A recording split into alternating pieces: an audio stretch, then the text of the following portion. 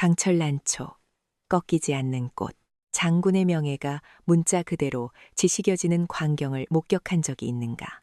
타는 듯한 대낮의 햇살이 쏟아지는 철심장, 태심정, 부대의 연병장 한가운데 강하윤 소장은 모든 계급장이 뜯겨나간 군복을 입은 채 2명의 거구에게 양팔이 붙들려 무력하게 서 있었다. 그녀의 입가에서는 선혈이 흘러내리고 있었다. 그리고 그녀의 눈앞에는 조강민 중사가 야수와도 같은 미소를 지으며 서 있었다. 그의 손에는 차갑고 번뜩이는 쇠벤치 하나가 들려 있었다. 그가 그녀의 뺨을 거칠게 움켜쥐고 억지로 입을 벌리게 했다. 어이, 장군님, 그 주둥이로 설교하는 걸 참 좋아하셨지. 이빨이 없어도 그게 가능한지 한번 보자고. 쇠벤치가 입안으로 들어왔다. 깡. 금속이 치아에 부딪히는 소름 끼치는 소리가 울렸다. 그리고 마침내 앞니 하나를 단단히 움켜쥐었다. 빠드득 살과 뼈가 분리되는 건조하고 끔찍한 파열음이 모두의 귀전을 때렸다. 그는 피에 젖은 앞니 하나를 벤치와 함께 뽑아냈다. 그는 뽑아낸 치아를 모두가 볼 수 있도록 높이 들어 올렸다. 이걸로 내 군화를 닦을 거다. 너 같은 시대착오적인 계집의 가치는 딱 그 정도니까. 소장 계급의 장군이 수백 명의 부대원들 앞에서 쇠벤치로 이빨을 뽑힌다. 이것이 과연 명예의 끝이자 정의의 종말일까? 아니면 이 치욕의 가장 깊은 바닥에서부터 더 무섭고 거대한 폭풍이 태동하고 있는 것일까? 8월의 태양은 마치 용광로처럼 아스팔트 위에 불을 쏟아붓고 있었다. 지면에서는 투명한 아지랑이가 뱀처럼 피어올랐고 공기는 숨막히는 열기로 가득 차 있었다. 찌르르 찌르르 귀청이 떨어져 나갈 듯 울어대는 매미 소리는 그 열기를 더욱 견딜 수 없게 만들었다. 한적한 2차선 국도변 갓길에 세워진 검은색 세단 안에서 강하윤은 말없이 전방을 주시하고 있었다. 그녀는 값비싼 옷 대신 편안하지만 단정한 면바지와 셔츠 차림이었다. 화장기 없는 얼굴에는 세월의 흔적이 엿보였지만 그보다 더 깊게 새겨진 것은 지성과 통찰력이었다. 편허리와 흔들림 없이 전방의 한 지점을 응시하는 그 눈빛은 그녀가 평범한 중년 여성이 아님을 말해주고 있었다. 그녀의 시선 끝에는 끝이 보이지 않는 군인들의 행렬이 있었다. 수백 명의 병사들이 완전 군장을 한 채 도로의 한쪽 차선을 따라 묵묵히 걷고 있었다. 터벅 터벅 터벅 수백 개의 군화가 아스팔트 위를 찍어 누르는 소리는 기계적이고 단조로웠다. 그들의 전투복은 이미 땀으로 흠뻑 젖어 축 늘어져 있었고 등 뒤의 군장은 마치 거대한 바위처럼 그들의 어깨를 짓누르고 있었다. 모두의 얼굴에는 지독한 피로와 체념이 짙게 깔려 있었다. 바로 그때 행렬의 중앙에서 고함 소리가 터져 나왔다. 이 새끼가 빠져가지고 줄 똑바로 못 맞춰. 강하윤의 미간이 미세하게 찌푸려졌다. 그녀의 시선이 소리가 나는 곳으로 향했다. 조강민 중사. 그는 다른 병사들과는 달리 군장도 없이 가벼운 단독 군장 차림으로 행렬 옆을 어슬렁거리고 있었다. 그의 얼굴에는 이 모든 상황이 지겹다는 듯한 짜증과 자신의 권력을 마음껏 휘두르는 자의 오만함이 뒤섞여 있었다. 그는 마치 양떼를 모는 난폭한 목양견처럼 병사들 사이를 오가며 트집을 잡고 있었다. 그의 다음 타겟은 행렬의 가장 뒤쪽에서 간신히 걸음을 옮기고 있던 한 병사였다. 이준서 이병. 그는 유독 체구가 왜소했다. 그의 작은 어깨 위 군장은 금방이라도 그를 쓰러뜨릴 것처럼 위태로워 보였다. 그의 얼굴은 이미 탈수 직전인 사람처럼 창백했고 입술은 바싹 말라붙어 있었다. 그는 비틀거리며 겨우 동료들의 보폭을 따라가고 있었다. 조강민이 그의 앞을 막아섰다. 야, 이준서. 너 지금 장난하냐? 동기들 다 보는데 혼자만 뒤처져서? 죄송합니다. 너무 목이 말라서. 이준서의 목소리는 거의 기어들어갈 듯 작았다. 목이 말라? 이 새끼가 군인이 정신력으로 버티는 거지. 무슨 소풍 왔어? 퍽. 조강민의 군화발이 이준서의 정강이를 그대로 걷어찼다. 둔탁하고 기분 나쁜 소리가 울렸다. 이준서는 악하는 짧은 비명과 함께 그대로 아스팔트 위로 쓰러졌다. 쿵! 그의 몸 위로 육중한 군장이 덮치며 그는 한동안 숨을 제대로 쉬지 못했다. 주변의 병사들이 움찔하며 그를 쳐다봤지만 그 누구도 감히 나서지 못했다. 그들의 눈에는 동정심보다 더 큰 공포가 서려 있었다. 이곳에서 조강민에게 밉보인다는 것이 어떤 의미인지 그들은 뼈저리게 알고 있었다. 조강민은 쓰러진 이준서를 경멸적으로 내려다보며 발길질을 하려던 참이었다. 바로 그때 뒤쪽에서 차분하고 조용한 목소리가 들려왔다. 저기요. 조강민은 멈칫하며 고개를 돌렸다. 갓길에 세워진 검은 세단 옆에 웬 중년 여자가 서 있었다. 강하윤이었다. 그녀는 어느새 차에서 내려 아무런 표정도 없이 이쪽을 바라보고 있었다. 조강민은 어이가 없다는 듯 헛웃음을 쳤다. 뭐야, 아줌마는. 강하윤은 그의 무례한 말투에도 아랑곳하지 않고 쓰러진 이준서를 턱짓으로 가리켰다. 저 병사, 상태가 좋아 보이지 않는군요. 열사병 초기 증상 같은데 괜찮겠습니까? 그녀의 목소리는 조용했지만 그 안에는 사람을 주목하게 만드는 묘한 힘이 있었다. 조강민의 얼굴에 심사가 뒤틀린 표정이 떠올랐다. 감히 민간인 따위가, 그것도 웬 아줌마가 자신의 교육 현장에 끼어든 것이다. 그는 과시하듯 강하윤에게 다가가 그녀를 위아래로 훑어보았다. 아줌마, 군대 일은 군인들이 알아서 하는 겁니다. 괜히 끼어들지 말고 갈 길이나 가시지. 그는 그렇게 말하며 손으로 그녀의 어깨를 거칠게 밀쳤다. 하지만 강하윤은 그의 손길에 밀려나기는커녕 마치 거대한 바위처럼 미동조차 하지 않았다. 오히려 손을 댄 조강민이 당황할 정도였다. 이 아줌마가 진짜. 조강민이 인상을 쓰며 다시 한번 그녀를 밀치려 할 때였다. 강하윤이 입을 열었다. 그녀의 시선은 조강민의 두 눈을 똑바로 한치의 흔들림도 없이 꿰뚫어보고 있었다. 젊은이. 그녀의 목소리는 여전히 차분했지만 그 안에는 강철과도 같은 단단함이 서려 있었다. 군기는 강한 군인을 만들기 위해 존재하는 것이지 두려움에 떠는 노예를 만들기 위해 존재하는 것이 아니오. 순간 조강민의 움직임이 멈칫했다. 주먹으로 지휘하는 지휘관은 그 주먹 아래에 있는 부하들에게는 공포의 대상이 될 수 있겠지. 하지만 정작 진짜 적과 마주했을 때 그 공포에 길들여진 부하들이 제대로 싸울 수 있을까? 그녀는 한 걸음 더 그에게 다가섰다.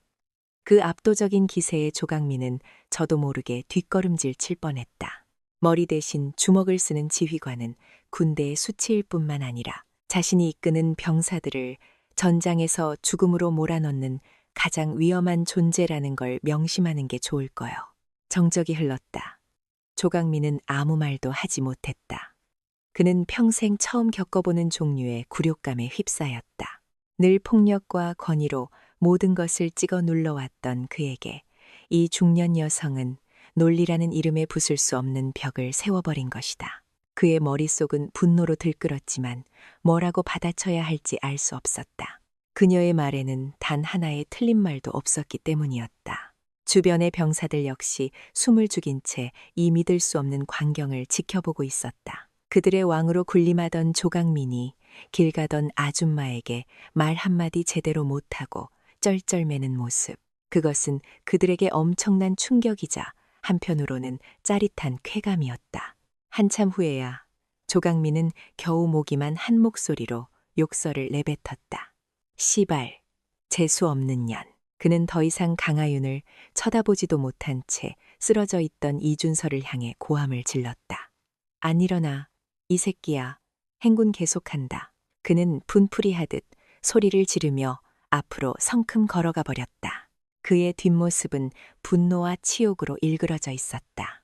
행군이 다시 시작되었다. 이준서는 동료의 부축을 받아 겨우 일어나 절뚝거리며 행렬의 뒤를 따랐다. 그는 행렬이 멀어지는 와중에도 몇 번이고 뒤를 돌아보며 강하윤에게 고개를 숙였다. 그의 눈에는 두려움과 함께 희미한 감사의 빛이 서려 있었다. 강하윤은 그 모든 것을 말없이 지켜보다가 조용히 차에 올라탔다. 철컥, 차 문이 닫히는 소리와 함께 그녀는 다시 평범한 중년 여성으로 돌아왔다. 하지만 그녀의 눈빛은 이전보다 훨씬 더 차갑고 깊어져 있었다. 오늘 그녀는 자신의 새로운 부임지인 철심장 부대의 썩어 문드러진 단면을 가장 밑바닥에서부터 목격한 것이다. 그녀는 차에 시동을 걸며 룸미러로 멀어져 가는 군인들의 행렬을 바라보았다.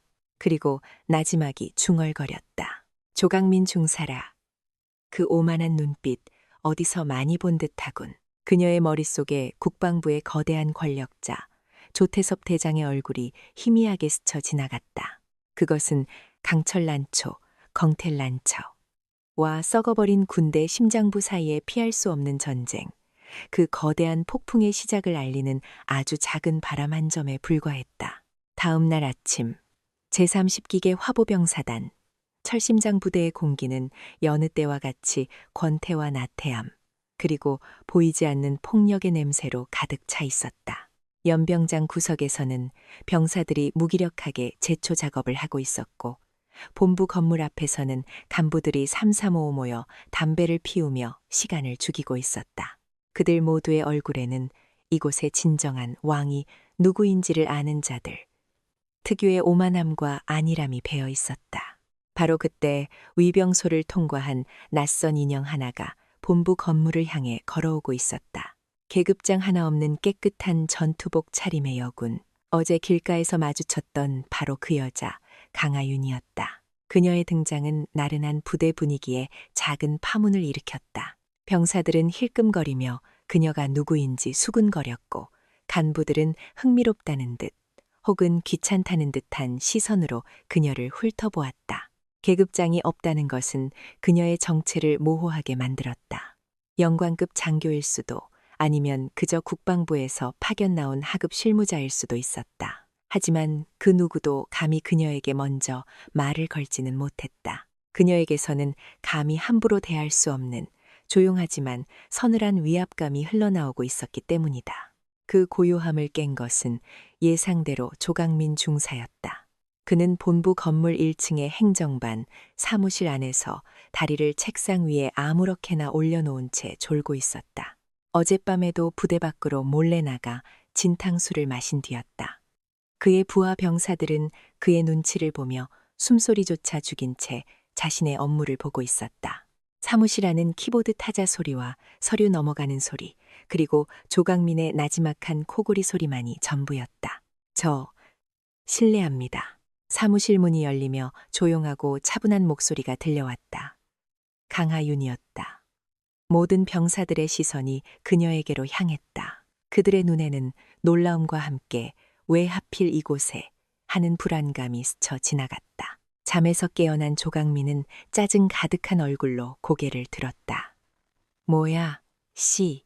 그의 욕설은 입안에서 멈췄다. 그의 눈이 문 앞에 서 있는 강하윤을 알아보았기 때문이었다. 그의 얼굴에 떠올랐던 짜증은 순간에 비열하고 조롱기 가득한 미소로 바뀌었다. 그는 어제 길거리에서 당했던 굴욕을 갚아줄 절호의 기회가 찾아왔음을 직감했다. 그는 책상에서 다리를 내리고 의자에서 천천히 일어섰다. 그리고는 마치 자신의 영역에 침입한 사냥감을 대하듯 어슬렁거리며 그녀에게 다가갔다. 그의 뒤로는 다른 간부 몇몇이 흥미로운 구경거리가 생겼다는 듯 키득거리며 따라붙었다. 이거 어제 길에서 나한테 설교하던 그 아줌마 아니신가? 그의 목소리는 사무실의 모든 사람이 들을 수 있을 만큼 컸다. 여긴 어쩐 일로 오셨나? 우리 부대에 볼 일이라도 있으셔? 여기까지 들어온 걸 보니 꽤나 빼기 좋은가 본데. 그는 그녀의 바로 앞까지 다가가 그녀의 얼굴을 노골적으로 훑어보았다. 명백한 조롱이자 희롱이었다. 강하윤은 그의 무례함에도 조금도 동요하지 않았다. 그녀는 그저 담담한 눈으로 그를 마주 볼 뿐이었다. 부대 시찰 중입니다. 중사께서는 맡은 바 임무에 충실하고 계셨습니까? 그녀의 말투는 정중했지만 그 안에는 상관이 부하에게 묻는 듯한 미묘한 권위가 실려 있었다. 그 권위가 조강민의 심기를 제대로 건드렸다. 시찰? 계급장도 없는 양반이 무슨 시찰은 시찰이야. 그는 옆에 있는 부하 병사를 향해 턱짓했다. 야, 이 아줌마 보아하니 높은 분들 따라다니면서 시중 드는 사람 같은데 우리한테도 시중 한번 들어보라 그래. 가서 제일 뜨거운 걸로 커피 한 잔 타와. 이 양반이 직접. 그것은 명령이었다. 그리고 씻을 수 없는 모욕이었다. 사무실의 모든 병사들이 하얗게 질린 얼굴로 두 사람을 번갈아 쳐다보았다. 강하윤의 눈빛이 순간 차갑게 가라앉았다. 하지만 그녀의 목소리는 여전히 평온했다. 내 임무는 커피를 타는 것이 아닙니다, 중사. 단호한 거절. 그것은 조강민의 마지막 남은 이성의 끈을 끊어버렸다. 이 아줌마가 진짜. 그는 옆에 있던 병사가 막 타놓은 김이 무럭무럭 피어오르는 뜨거운 커피 잔을 그대로 낚아챘다. 그리고는 한치의 망설임도 없이 강하윤의 머리 위로 그대로 쏟아부었다. 촤악! 뜨거운 액체가 쏟아지는 소름 끼치는 소리. 뒤이어 살과 젖은 군복에서 피어오르는 희미한 수증기, 치익하는 소리가 들리는 듯했다. 갈색의 뜨거운 커피물이 그녀의 머리카락과 얼굴을 타고 빳빳한 군복의 옷깃 아래로 흘러내렸다. 아, 몇몇 병사들이 저도 모르게 비명을 질렀다. 이준서 이병은 자리에서 벌떡 일어날 뻔했지만 옆에 있던 선임이 그의 팔을 필사적으로 잡아눌렀다. 모두가 경악과 공포로 얼어붙었다. 군수를 모르는 여편네한테는 이렇게 가르쳐줘야 정신을 차리지. 조강민은 의기양양하게 외쳤다. 그는 강하윤이 고통으로 비명을 지르거나 혹은 굴욕감에 울부짖으며 무릎 꿇기를 기대했다. 그것이 그가 상상한 완벽한 복수의 그림이었다. 하지만 그의 기대는 상상할 수 있는 가장 처참한 방식으로 빗나갔다. 강하윤은 미동조차 하지 않았다. 그녀는 마치 강철로 만들어진 조각상처럼 그 자리에 굳건히 서 있었다. 얼굴을 타고 흘러내리는 뜨거운 커피물에도 눈 하나 깜빡하지 않았다. 고통이나 굴욕감, 분노 같은 감정은 그녀의 얼굴 어디에서도 찾아볼 수 없었다. 오직 얼음장보다 더 차갑고 심연보다 더 깊은 침묵만이 그녀를 감싸고 있었다. 그녀는 천천히, 아주 천천히 손을 들어 흘러내리는 커피물을 닦아냈다. 아니, 닦아낸다는 표현보다는 마치 얼굴에 묻은 먼지를 털어내는 듯한 무심한 손짓에 가까웠다. 그리고 그녀는 천천히 자신의 전투복상의 안주머니로 손을 가져갔다. 사무실의 모든 시선이 그녀의 손끝에 집중되었다. 조강민조차 알 수 없는 불안감에 침을 꿀꺽 삼켰다. 그녀의 손에 작고 네모난 물체가 들려나왔다. 황금색이었다. 그것은 장성급 장교에게만 지급되는 황금색 군인 신분증이었다.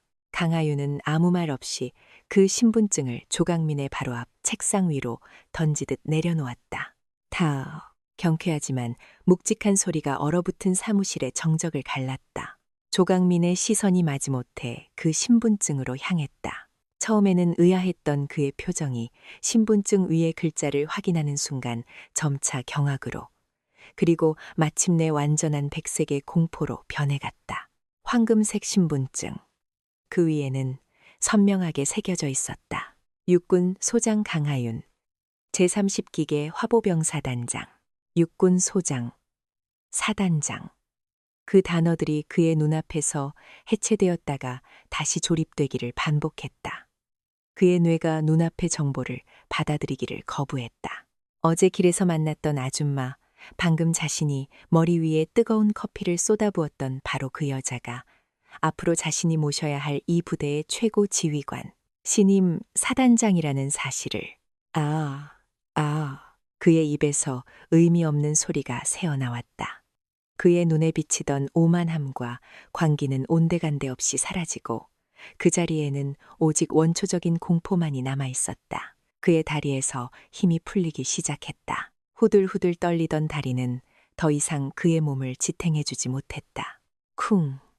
그는 그대로 무릎을 꿇었다. 아니, 무너져 내렸다는 표현이 더 정확했다. 털썩 그는 바닥에 주저앉은 채 넋이 나간 사람처럼 신분증과 강하윤의 얼굴을 번갈아 쳐다볼 뿐이었다. 그를 따르던 다른 간부들은 이미 유령이라도 본 것처럼 새파랗게 질려 슬금슬금 뒷걸음질 치고 있었다. 사무실의 모든 병사들은 입을 떡 벌린 채 이 믿을 수 없는 반전을 목격하고 있었다. 강하윤은 바닥에 무너진 조강민을 차갑게 내려다보았다. 그리고는 나지막이, 하지만 사무실의 모든 사람의 뼛속까지 파고드는 목소리로 말했다. 내 임무는 커피를 타는 것이 아니다. 그는 잠시 말을 멈췄다. 이 썩어 빠진 부대를 뿌리부터 도려내는 것이지. 그것은 강철 난초가 부패의 심장부에 내린 서늘하고도 무자비한 사형 선고였다. 그날 오후 철심장 부대에는 전례 없는 태풍이 몰아치기 시작했다. 태풍의 눈은 신임 사단장 강하윤 소장이었다. 그녀는 뜨거운 커피로 젖었던 군복을 갈아입지도 않은 채 사단장실로 직행했다. 사단장실의 문이 열리고 책상 위에 먼지가 뽀얗게 쌓여 있는 것을 본 그녀의 눈빛은 더욱 차갑게 가라앉았다. 전임 사단장이 얼마나 부대를 방치했는지, 그리고 그 방치 속에서 어떤 독버섯들이 자라났을지를 짐작하게 하는 풍경이었다. 그녀는 직무를 시작하기도 전에 첫 번째 명령을 내렸다. 사단 감찰부장, 지금 즉시 내 방으로. 그녀의 목소리는 인터컴을 통해 비서실에 전달되었고 채 5분도 지나지 않아 감찰부장인 박중령이 헐레벌떡 사단장실로 뛰어들어왔다. 그의 얼굴에는 새로운 사단장이, 그것도 강철난초라는 별명을 가진 강하윤 소장이라는 사실에 대한 경악과 혹시 불똥이 자신에게 튈지도 모른다는 불안감이 뒤섞여 있었다. 충성, 감찰부장, 보고는 나중에. 강하윤은 그의 말을 잘랐다. 그녀는 자리에 앉지도 않은 채 창밖으로 연병장을 내려다보며 말했다. 지금부터 사단 전체에 대한 특별 감찰을 실시한다. 특히 조강민 중사가 소속된 제2대대, 그리고 그와 관련된 모든 보급 및 행정 라인을 최우선으로 조사하도록. 박중령의 얼굴이 하얘졌다. 조강민, 그는 이 부대의 성역이었다. 국방부 차관의 아들이라는 절대적인 뒷배. 그를 건드린다는 것은 곧 국방부 전체와 맞서겠다는 의미나 다름없었다. 사단장님, 조강민 중사는 국방부 차관의 아들이라는 걸 말하고 싶은 건가?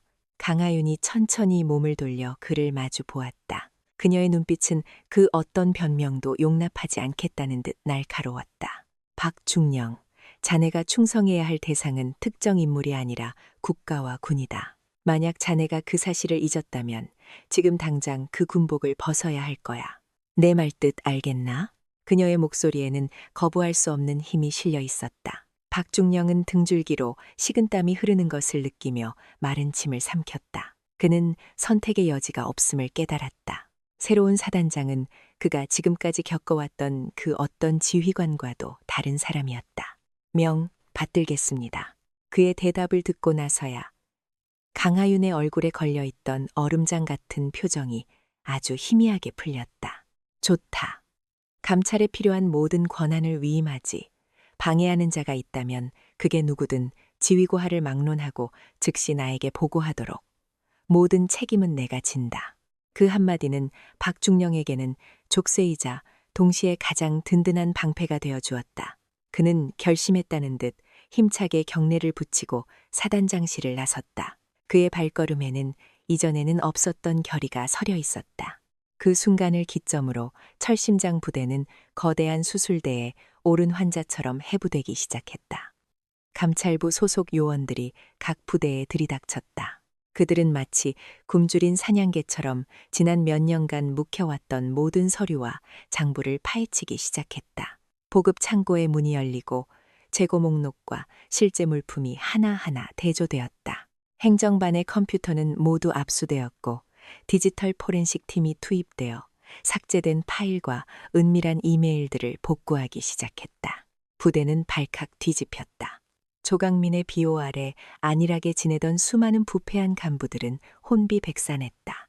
그들은 필사적으로 증거를 인멸하고 입을 맞추려 했지만 강하윤의 칼날은 그들의 예상보다 훨씬 더 빠르고 깊숙하게 파고들었다. 조강민은 자신의 사무실에서 속수무책으로 이 모든 상황을 지켜봐야만 했다. 그의 책상과 컴퓨터는 이미 압수된 후였고 감찰 요원들이 그의 등 뒤에서 매서운 눈으로 그를 감시하고 있었다. 그는 필사적으로 아버지에게 연락하려 했지만 외부와의 모든 통신은 철저히 차단되었다. 한때 이 부대의 왕이었던 그는 이제 도간에 든 쥐신세였다.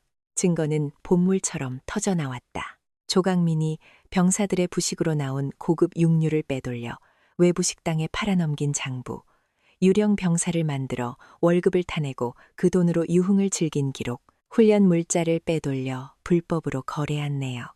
그의 컴퓨터에서는 온갖 종류의 비리, 증거들이 쏟아져 나왔다. 하지만 가장 결정적인 것은 폭행에 대한 증거였다. 수많은 병사들이 그의 폭력에 시달렸지만 보복이 두려워 그 누구도 감히 입을 열지 못하고 있었다. 감찰부 요원들이 1:1 면담을 시도했지만 병사들은 하나같이 입을 굳게 다물었다. 그들의 마음속에는 새로운 사단장에 대한 믿음보다 조강민과 그 배우에 대한 공포가 더 깊게 뿌리내리고 있었던 것이다. 바로 그때 취조실의 문을 두드리는 소리가 들렸다. 드릴 말씀이 있습니다. 문 앞에 서 있던 것은 이준서 이병이었다.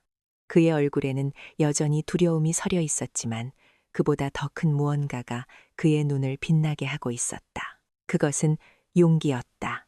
어제 길가에서 그리고 오늘 아침 사무실에서 자신을 위해 거대한 폭력 앞에 맞서 주었던 한 사람에 대한 믿음이 그의 안에 잠자고 있던 용기를 깨운 것이었다. 그는 취조실 안으로 들어와 감찰관 앞에 섰다. 그리고는 떨리는 목소리로 하지만 한 글자 한 글자 힘주어 말하기 시작했다. 제가 증언하겠습니다. 조강민 중사에게 당했던 모든 일들을. 그의 증언은 기폭제가 되었다. 그는 조강민에게 당했던 구타와 갈취, 그리고 인격 모독에 대해 상세히 진술했다. 그가 목격했던 다른 피해자들의 사례도 낱낱이 털어놓았다. 그의 용기 있는 고백은 침묵의 벽에 작은 균열을 만들었다. 강하윤은 보고를 받자마자 이준서를 직접 만나기를 요청했다. 그녀는 사단장실에서 두려움에 떨면서도 진실을 말하는 그 어린 병사를 따뜻한 눈으로 바라보았다. 두렵지 않았나, 이 병장? 두려웠습니다. 지금도 너무나 무섭습니다. 하지만 사단장님께서 보여주신 모습을 보고 저도 더 이상 비겁하게 숨어서는 안 된다고 생각했습니다. 강하윤은 그의 말에 아무 대답도 하지 않았다. 그녀는 그저 자리에서 일어나 이준서의 어깨를 두 손으로 단단히 붙잡았다. 자네가 바로 진짜 군인이다. 내가 자네를 그리고 이 부대를 반드시 지켜주겠다. 약속하지. 그녀의 목소리에는 사람의 마음을 움직이는 진실한 힘이 담겨 있었다. 이준서의 눈에서 뜨거운 눈물이 흘러내렸다. 이준서의 증언 이후 침묵하던 다른 병사들도 하나둘씩 입을 열기 시작했다. 저도 당했습니다. 저도 보았습니다. 익명의 제보가 쏟아졌고 마침내 한 병사가 몰래 촬영해 두었던 조강민의 폭행 영상이 담긴 USB를 제출했다. 모든 증거는 확보되었다. 조강민을 법의 심판대에 세울 완벽한 판결문이 완성된 것이다. 강하윤은 모든 보고서를 검토한 뒤 마지막 명령을 내렸다. 조강민 중사, 지금 즉시 지휘 해제하고 군사경찰에 신병을 인계하도록. 모든 것이 끝난 것처럼 보였다. 하지만 강하윤은 알고 있었다. 이것은 끝이 아니라 이제부터가 진짜 시작이라는 것을. 머리는 아직 그대로 둔 채 꼬리만을 자르는 것은 의미가 없었다. 진짜 괴물은 훨씬 더 높은 곳, 어두운 그늘 속에 숨어 있다는 것을. 그리고 그 괴물은 자신의 새끼가 위협받는 것을 결코 가만히 보고만 있지 않을 것이라는 것을. 그녀는 조용히 다가올 더 거대한 폭풍을 기다리고 있었다. 조강민 중사는 차갑고 눅눅한 임시 구금실의 간이 침대에 앉아 있었다. 불과 몇 시간 전까지만 해도 이 부대의 왕자처럼 군림하던 그였다. 하지만 이제 그는 모든 권력을 빼앗긴 채 문 밖을 지키는 헌병의 그림자를 두려워해야 하는 초라한 죄수일 뿐이었다. 그의 머릿속은 혼돈 그 자체였다. 처음에는 분노였다. 감히 일개 계집 따위가 자신의 왕국에 쳐들어와 모든 것을 망가뜨린 것에 대한 참을 수 없는 분노. 하지만 시간이 흐르면서 그 분노의 자리를 서서히 차가운 공포가 차지하기 시작했다. 그는 보았다. 감찰부 요원들의 그 서늘한 눈빛을, 그리고 자신을 향한 동료 병사들의 경멸과 증오가 뒤섞인 시선을. 그는 깨달았다. 이번에는 그냥 넘어갈 수 있는 문제가 아니라는 것을. 강하윤이라는 여자는 그가 지금까지 상대해왔던 그 어떤 사람과도 달랐다. 그녀는 타협도 두려움도 없는 강철 그 자체였다. 이대로라면 자신의 군 생활은 물론 인생 전체가 끝장날 수도 있었다. 시발, 시발. 그는 나지막이 욕설을 읊조리며 머리를 감싸쥐었다. 손톱이 두피를 파고드는 고통이 느껴졌지만 그보다 더 큰 공포가 그의 온몸을 짓누르고 있었다. 안 돼. 이대로 끝낼 수는 없어. 내 인생이 어떤 인생인데 고작 이런 계집 하나 때문에. 그의 핏발선 눈이 번뜩였다. 그에게는 아직 마지막 카드가 남아 있었다. 그 어떤 위기에서도 자신을 구원해 주었던 절대적인 존재. 바로 그의 아버지였다. 문제는 연락할 방법이었다. 그는 이미 모든 통신 수단을 빼앗긴 상태였다. 그는 미친 듯이 머리를 굴렸다. 어떻게든 단 한 통의 전화만 연결할 수 있다면 바로 그때였다. 끼익 철문이 열리는 소리와 함께 저녁 식사를 가져온 헌병이 들어왔다. 그는 식판을 바닥에 내려놓으며 경멸적인 눈으로 조강민을 쳐다보았다. 식사다. 헌병이 몸을 돌려나가려는 순간 조강민은 필사적으로 그의 바짓가랑이를 붙잡았다. 야, 너 나 알지? 내가 누군지 알잖아. 전화 한 통만 쓰게 해줘. 뭐든 원하는 거 다 줄게. 돈, 휴가, 뭐든지. 헌병은 벌레를 보는 듯한 눈으로 그의 손을 뿌리쳤다. 미쳤어? 닥치고 밥이나 먹어? 제발 단 한 번만 아버지께, 우리 아버지께 전화 한 통만 하면 돼. 그럼 너도 나도. 바로 그때 복도 저편에서 다른 헌병이 그를 부르는 소리가 들렸다. 김병장, 잠깐 이리 좀 와봐. 알았어. 김병장은 잠시 망설였다. 그는 조강민을 한 번, 그리고 복도 끝을 한 번 쳐다보았다. 그리고는 아주 짧은 순간 조강민의 귓가에 속삭였다. 5분. 딱 5분이다. 들키면 나도 끝장이야.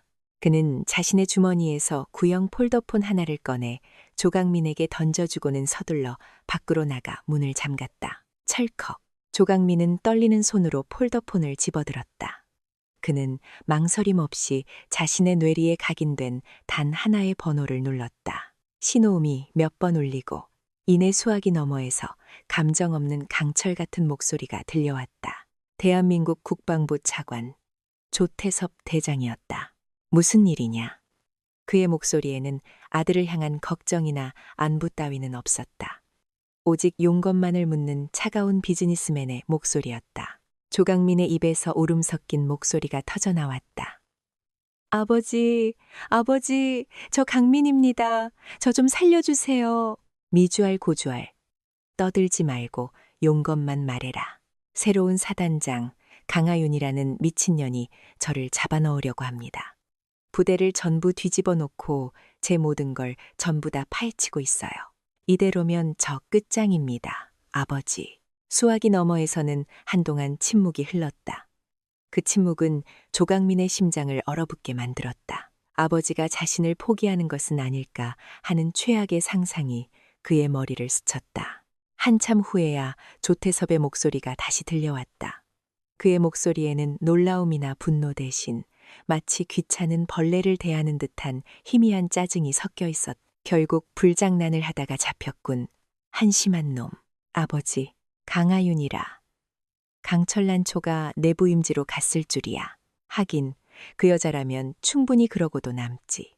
그는 마치 아들의 위기가 아니라 흥미로운 체스 게임을 관전하는 사람처럼 말했다. 알겠다. 더 이상 소란 피우지 말고 쥐 죽은 듯이 얌전히 있어라. 내가 처리하지. 그의 목소리는 위로가 아니었다. 그것은 모든 것을 자신의 통제하에 두겠다는 서늘한 명령이었다. 아, 아버지, 정말입니까? 내가 처리한다고 했다. 그리고 강민아, 네, 다시는 이런 일로 나를 귀찮게 하지 마라. 뚝, 전화는 그렇게 끊어졌다. 조강민은 한동안 끊어진 전화기를 귀에 댄 채 멍하니 서 있었다. 아버지의 마지막 말은 비수처럼 그의 가슴에 밝혔지만 그보다 더 큰 안도감이 그의 온몸을 감쌌다. 끝났다. 이제 모든 것은 끝났다. 아버지가 나서는 순간 강하윤이고 뭐고 전부 끝장이다. 그의 얼굴에 다시 예전의 비열하고 오만한 미소가 떠오르기 시작했다. 같은 시각 강하윤의 사단장실. 그녀는 감찰부로부터 막 최종 보고를 받은 참이었다. 그녀의 책상 위에는 산더미 같은 증거 자료들이 쌓여 있었다. 횡령 장부, 폭행 영상이 담긴 USB, 그리고 수십 명의 병사들이 용기를 내어 작성한 진술서까지 완벽한 판결문이었다. 수고했다, 박중령. 이제 남은 것은 저 쓰레기들을 법의 심판대에 세우는 것뿐이야. 감사합니다, 사단장님. 모두 사단장님께서 결단해 주신 덕분입니다. 박중령의 얼굴에는 오랜 수권을 풀어낸 듯한 후련함이 가득했다. 부대를 좀먹던 암적인 존재를 마침내 도려낼 수 있다는 희망에 그의 목소리는 약간 들떠 있었다. 바로 그때였다. 따르르릉. 사단장실의 다른 전화기들과는 다른 날카롭고 기계적인 벨소리가 정적을 깼다. 그것은 국방부 최고 지휘라인과 직접 연결된 암호화된 비상 직통 전화였다. 강하윤의 미간이 순간 찌푸려졌다. 올 것이 왔군. 그녀는 박중령에게 눈짓으로 나가보라는 신호를 보냈다. 박중령이 경례를 하고 방을 나서자 그녀는 천천히 수화기를 들었다. 소장 강하윤입니다. 수화기 너머에서는 감정이 완전히 배제된 차갑고 사무적인 목소리가 들려왔다. 국방부 감찰실장의 목소리였다. 강 소장, 지금 34단에서 진행 중인 내부 감찰건에 대해 보고받았네. 네, 그렇습니다. 부패의 뿌리가 생각보다 깊어 발본색권 중이었습니다. 그 건에 대한 국방부 차관님의 직접 지시사항이 하달되었네. 강하윤은 아무 말도 하지 않았다. 그녀의 손이 수화기를 쥔 채 자신도 모르게 강하게 힘이 들어갔다. 손가락 마디마디가 하얗게 변했다. 감찰실장의 목소리는 기계처럼 다음 말을 이었다. 부대 내 불필요한 내부 갈등을 방지하고 장병들의 단결을 유지하기 위해 현 시간부로 제34단 내에서 진행 중인 모든 내부 감찰 및 조사를 즉시 중단하도록. 이는 차관님의 최종 명령일세. 이상. 그 말은 사형 선고였다. 정의를 향한, 그리고 진실을 향한 사형 선고. 보이지 않는 거대한 손이 하늘에서 내려와 그녀가 쌓아 올린 모든 것을 한순간에 짓뭉개버린 듯한 감각이었다. 책상 위에 그 수많은 증거 자료들이 순식간에 휴지 조각처럼 무의미하게 느껴졌다. 수화기 너머에서 감찰실장이 재촉했다. 강 소장, 듣고 있나? 강하윤은 잠시 눈을 감았다. 그녀의 내면에서 거대한 분노가 용암처럼 들끓어 올랐다. 하지만 그녀의 목소리는 놀랍도록 차분하고 고요했다. 강철란초는 결코 꺾이지 않았다. 알겠습니다. 그녀는 그 한마디를 내뱉고는 그대로 수화기를 내려놓았다. 쾅! 그녀의 분노를 담은 그 소리가 텅 빈 사단장실을 거칠게 울렸다. 그녀는 창밖을 내다보았다. 이미 어둠이 내린 연병장은 고요했다. 하지만 그녀는 알고 있었다. 저 어둠 속에서 진짜 괴물이 낄낄거리며 자신을 비웃고 있다는 것을. 전쟁은 이제 시작이었다. 그리고 그녀는 이 전쟁에서 결코 물러설 생각이 없었다. 설령 자신의 모든 것을 잃게 되더라도 국방부의 명령이 하달된 다음 날, 철심장 부대의 공기는 다시 예전으로 돌아갔다. 아니, 이전보다 더욱더 지독하고 포악한 냉소로 가득 찼다. 임시 구금실의 철문이 소리를 내며 열렸다. 끽, 그 소리는 마치 악마의 귀환을 알리는 팡파르처럼 들렸다. 조강민 중사가 천천히 아주 거만한 표정으로 걸어 나왔다. 그의 얼굴에는 어떠한 반성의 기미도 찾아볼 수 없었다. 오히려 모든 것을 이겨낸 승리자의 오만함과 자신에게 감히 도전했던 어리석은 자들을 향한 잔인한 조롱만이 가득했다. 그가 복도를 걸어갈 때 마주치는 병사들은 모두 약속이라도 한 듯 고개를 숙이고 길을 비켜주었다. 그들의 눈에는 공포와 함께 어젯밤 잠시나마 품었던 희망이 산산조각 난 것에 대한 깊은 절망이 서려 있었다. 조강민은 자신의 사무실로 돌아와 마치 아무 일도 없었다는 듯 다시 책상 위에 다리를 척 올려놓았다.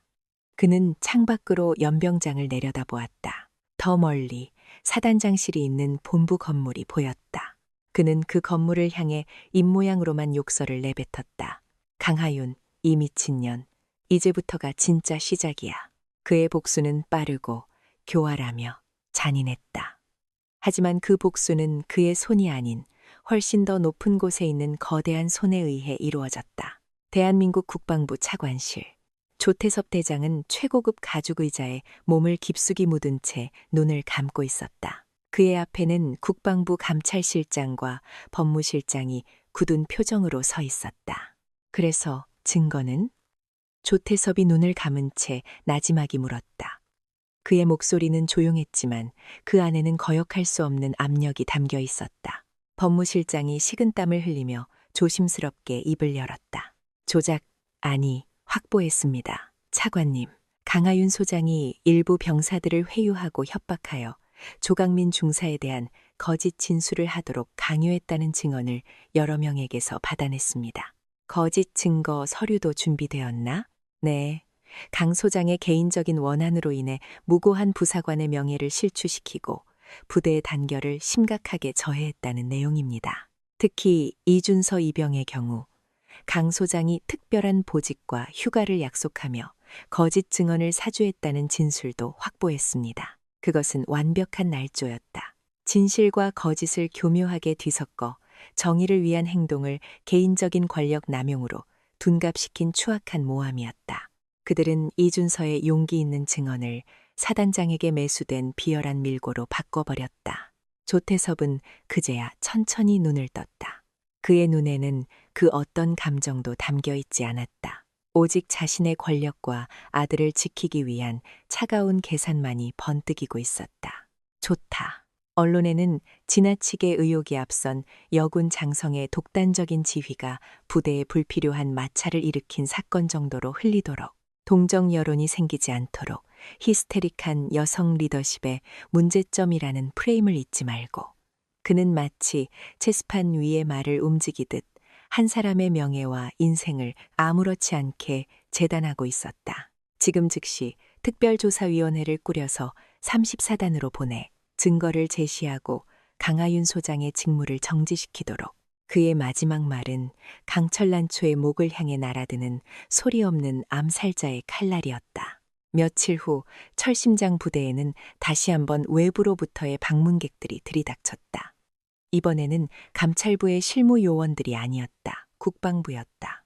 번쩍이는 검은 세단 여러 대가 사단 본부 건물 앞에 멈춰 섰고 그 안에서 별을 단 장군들과 영관급 장교들로 구성된 특별조사위원회가 내렸다. 그들의 얼굴은 하나같이 냉랭하고 무표정했다.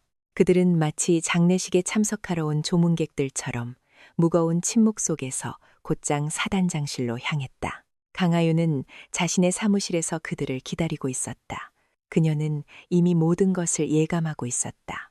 국방부의 명령이 하달된 그날 이후 그녀는 자신을 향한 보이지 않는 포위망이 점점 좁혀오고 있음을 느끼고 있었다. 자신을 지지했던 몇몇 동료들은 갑자기 연락을 피하기 시작했고 군 내부 통신망에서는 자신에 대한 악의적인 소문들이 유령처럼 떠돌아다녔다. 똑똑 노크 소리와 함께 조사위원들이 방 안으로 들어왔다. 선두에 선 것은 백발이 성성한 육군본부 소속의 박 장군이었다. 그는 한때 강하윤과 함께 근무하며 그녀의 능력을 높이 평가했던 인물이었다. 하지만 지금 그의 눈에는 어떠한 인간적인 감정도 남아있지 않았다. 그는 그저 시스템의 부속품으로서 상부의 명령을 이행하러 온 집행관일 뿐이었다. 강 소장, 오랜만이군. 무슨 일로 오셨습니까, 장군님? 강하윤의 목소리는 담담했다. 그녀는 그들에게 차 한 잔 권하지 않았다. 박 장군은 가방에서 두툼한 서류철 하나를 꺼내 그녀의 책상 위에 올려놓았다. 툭, 그 소리가 유난히 크게 울렸다. 국방부 특별조사위원회의 공식적인 조사 결과일세. 강 소장은 직권을 남용하여 부하 병사들을 협박 회유하고 특정 부사관에 대한 허위 사실을 유포하여 군의 위신을 실추시키고 부대의 단결을 심각하게 저해한 혐의가 인정되었네. 그의 목소리는 감정 없이 건조했다. 그는 마치 남의 이야기를 하듯 판결문을 읽어내려갔다. 서류철 안에는 조작된 진술서와 거짓 증언들이 가득했다. 이준서를 비롯한 몇몇 병사들이 강하윤에게 매수되어 거짓말을 했다고 자백한 것으로 꾸며져 있었다. 강하윤은 그 서류들을 들춰보지도 않았다. 그럴 필요가 없었다. 그녀는 그저 박 장군을 그리고 그의 뒤에 선 위원들을 차가운 눈으로 바라볼 뿐이었다.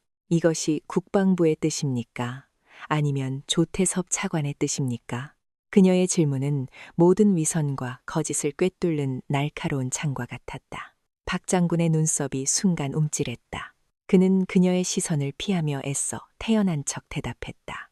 이것은 국방부의 공식적인 결정일세. 감정적으로 받아들이지 말게. 감정이라. 강하윤은 나지막이 읊조리며 자리에서 일어났다. 그녀는 창가로 다가가 자신이 불과 며칠 전에 희망을 보았던 그 연병장을 내려다보았다. 썩어 문드러진 환부를 도려내는 것이 어째서 분열이 되는 겁니까? 진실을 말하는 용기가 어째서 허위사실 유포가 되는 것입니까? 제가 아는 군대는 그런 곳이 아니었습니다만 박 장군은 더 이상 그녀와 말을 섞고 싶지 않다는 듯 마지막 서류를 꺼내들었다. 그것은 단 한 장의 얇은 종이였지만 그 어떤 무기보다도 무겁고 치명적인 문서였다. 국방부 장관의 최종 명령이다. 그의 목소리는 최종 선고였다. 강하윤 소장을 오늘부로 제30기계 화보병사 단장의 지위에서 해제하고 직무를 정지한다. 추후 징계위원회의 최종 결정이 있을 때까지 모든 지휘 권한을 부사단장에게 이양하도록. 모든 것이 끝났다. 강철난초의 줄기가 거대한 권력의 군홧발 아래에서 꺾여버린 순간이었다. 그녀가 이 부대를 바로잡기 위해 행했던 모든 노력은 권력남용이라는 이름의 주홍 글씨가 되어 그녀에게 돌아왔다. 강하윤은 아무 말도 하지 않았다. 그녀는 천천히 몸을 돌려 자신의 허리에 차고 있던 지휘관의 권총을 풀었다. 그리고는 책상 위에 조용히 내려놓았다. 철칵. 그 차가운 금속성 소음이 그녀의 모든 권한이 박탈되었음을 알리는 마지막 소리였다. 조사위원들이 방을 나간 후 사단장실에는 무거운 침묵만이 남았다. 더 이상 그녀의 사무실이 아닌 곳이었다. 그리고 그 순간 창밖의 연병장에서 미친 듯한 웃음소리가 터져 나왔다. 크하하, 크하하. 조강민의 웃음소리였다. 그는 모든 것을 지켜보고 있었다. 그는 자신을 심판하려 했던 정의가 아버지의 손에 의해 무참히 짓밟히는 광경을 똑똑히 목격한 것이다. 그의 승리를 자축하는 그 광기 어린 웃음소리는 강하윤의 귓가에 그리고 철심장 부대 모든 병사들의 가슴에 지울 수 없는 낙인처럼 새겨지고 있었다. 며칠 후 강하윤 소장이 부대를 떠나는 날이 밝았다. 하늘은 마치 다가올 비극을 예고라도 하듯 잔뜩 찌푸린 잿빛이었다. 공기는 무겁고 축축했으며 금방이라도 폭우가 쏟아질 듯한 불길한 기운이 부대 전체를 감싸고 있었다. 그날 아침 철심장 부대 전 병력에게 연병장 집합 명령이 떨어졌다. 전임 사단장에 대한 마지막 환송 행사라는 명목이었다. 하지만 그 누구도 그 말을 믿지 않았다. 병사들은 불안한 눈빛으로 묵묵히 연병장을 향해 걸어갔다. 그들의 발걸음은 마치 도살장으로 끌려가는 짐승처럼 무거웠다. 연병장에는 이미 조강민 중사와 그의 패거리들이 의기양양하게 서 있었다. 그의 옆에는 그에게 아첨하며 온갖 부정을 함께 저질러왔던 몇몇 부사관들이 마치 사형 집행인처럼 무표정한 얼굴로 도열해 있었다. 그들의 눈에는 새로운 권력에 대한 기대와 곧 벌어질 잔인한 쇼에 대한 흥분이 뒤섞여 있었다. 잠시 후 본부 건물 현관에 강하윤이 모습을 드러냈다. 그녀는 더 이상 장군이 아니었다. 어깨와 가슴에 달려있던 모든 별과 훈장, 계급장은 이미 전날 밤 강제로 뜯겨나간 후였다. 텅 빈 견장과 실밥 자국만 흉터처럼 남은 군복은 그녀의 몰락을 비참할 정도로 명확하게 보여주고 있었다. 그녀의 뒤로는 짐가방 하나를 든 부관이 침통한 표정으로 따라붙었다. 강하윤은 연병장을 가득 메운 수백 명의 병사들을 잠시 둘러보았다. 그들의 눈빛 속에서 그녀는 공포와 무력감, 그리고 희미하게나마 남아있는 연민과 분노를 읽었다. 그녀는 그들을 향해 희미하게 고개를 끄덕여 보였다. 괜찮다는, 미안하다는, 그리고 포기하지 말라는 무언의 메시지였다. 그녀가 위병소를 향해 마지막 걸음을 옮기려던 바로 그 순간이었다. 잠깐. 조강민의 목소리가 연병장 전체에 울려 퍼졌다.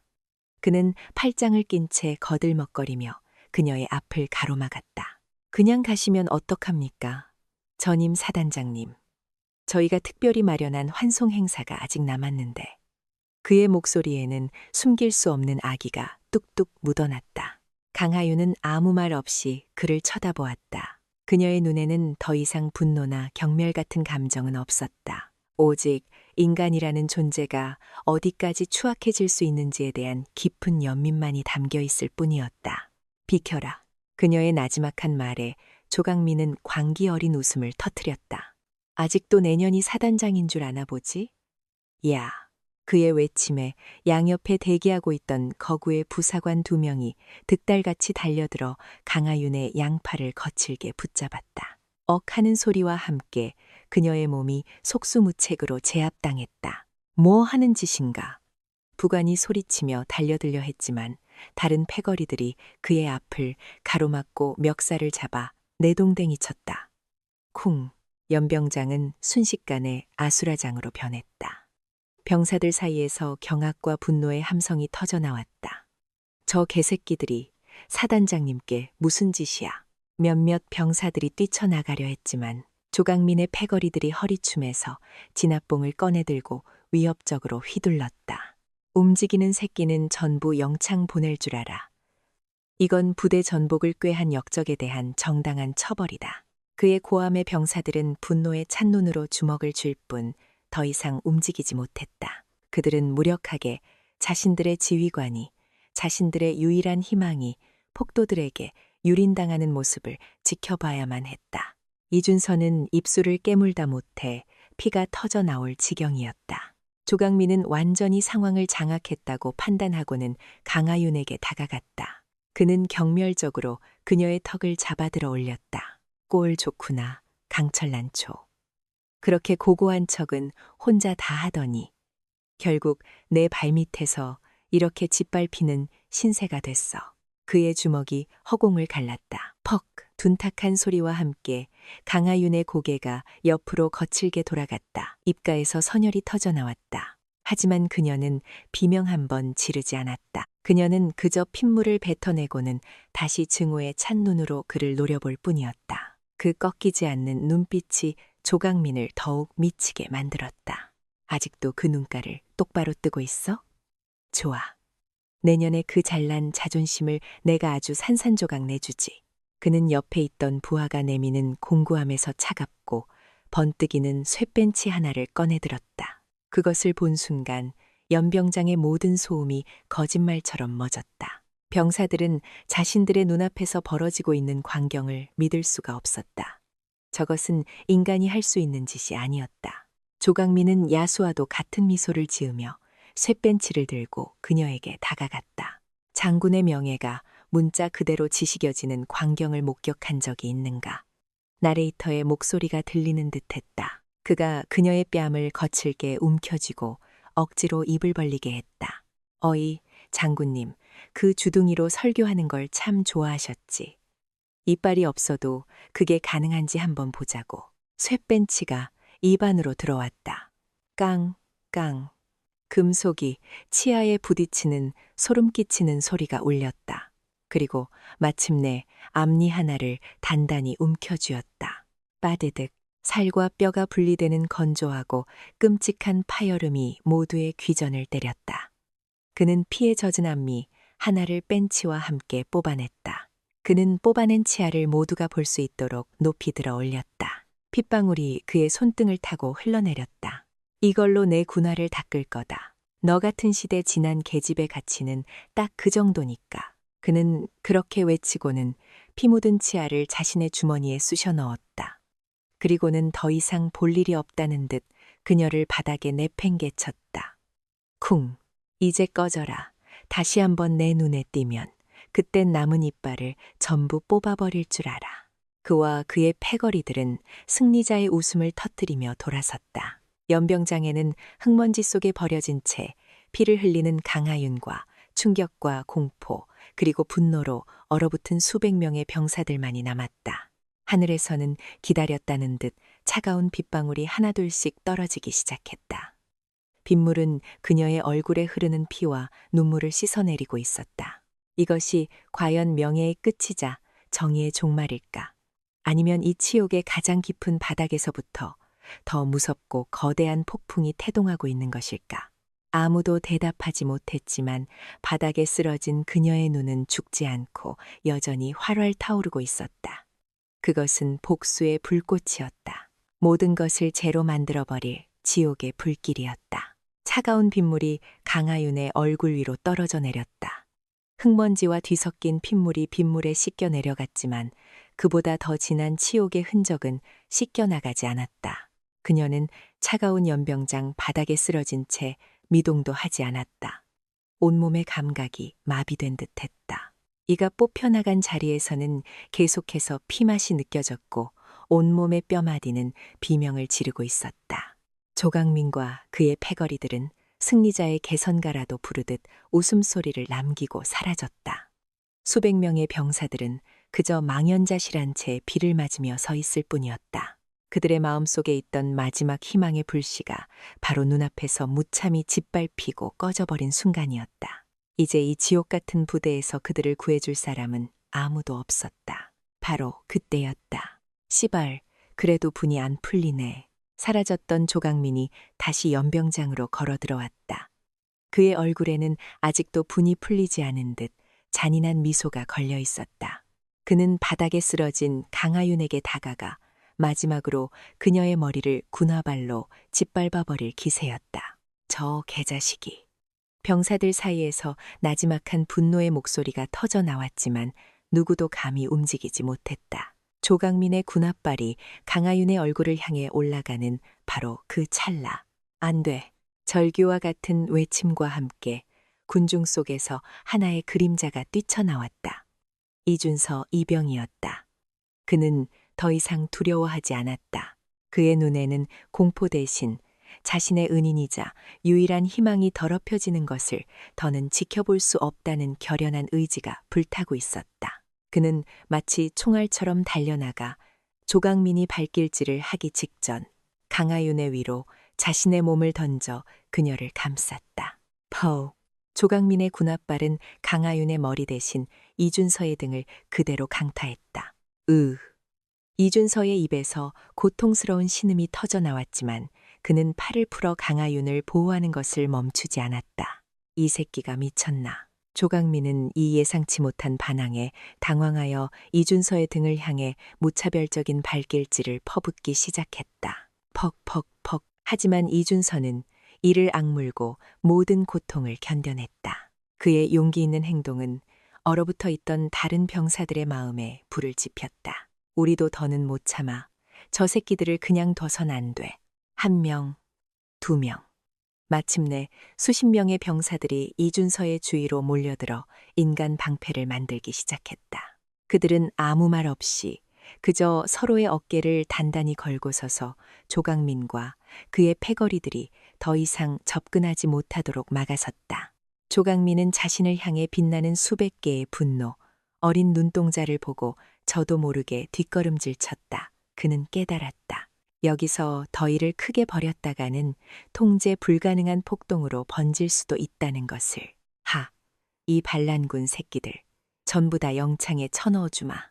두고 봐. 이준서, 넌 내 손에 죽을 줄 알아.